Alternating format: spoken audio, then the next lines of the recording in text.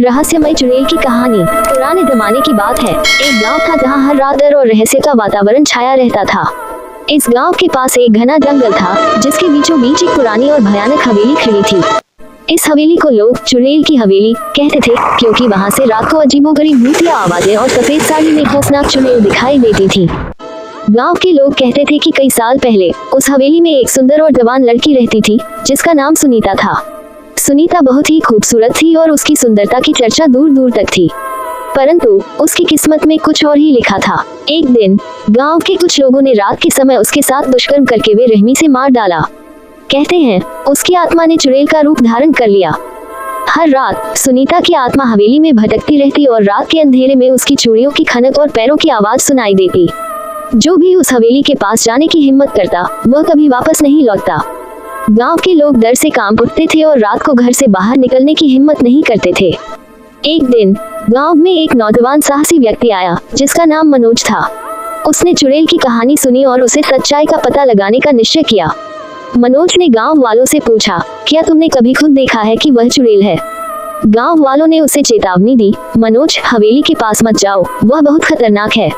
पर मनोज ने उनकी बातों को नजरअंदाज कर दिया और रात को हवेली की ओर चल पड़ा। जैसे ही मनोज हवेली के करीब पहुंचा, उसे ठंडी हवा का झोंका महसूस हुआ और चारों तरफ सन्नाटा छा गया। हवेली के दरवाजे पर उसने दस्तक दी, परंतु कोई जवाब नहीं मिला। मनोज ने दरवाजा खोला और अंदर कदम रखा। अंदर का दृश्य बहुत ही डरावना था। दीवारों पर जाले लगे हुए थे और हर कोने में अंधेरा था। अचानक मनोज ने एक सफेद साड़ी पहने हुए एक स्त्री को देखा जिसकी आंखें खून की तरह लाल थीं। वह स्त्री धीरे धीरे मनोज की ओर बढ़ने लगी। मनोज ने साहस नहीं खोया और उससे पूछा, तुम कौन हो और क्यों यहाँ भटक रही हो? चुड़ैल ने अपनी दर्द भरी आवाज में कहा, मैं सुनीता हूँ, मुझे न्याय चाहिए।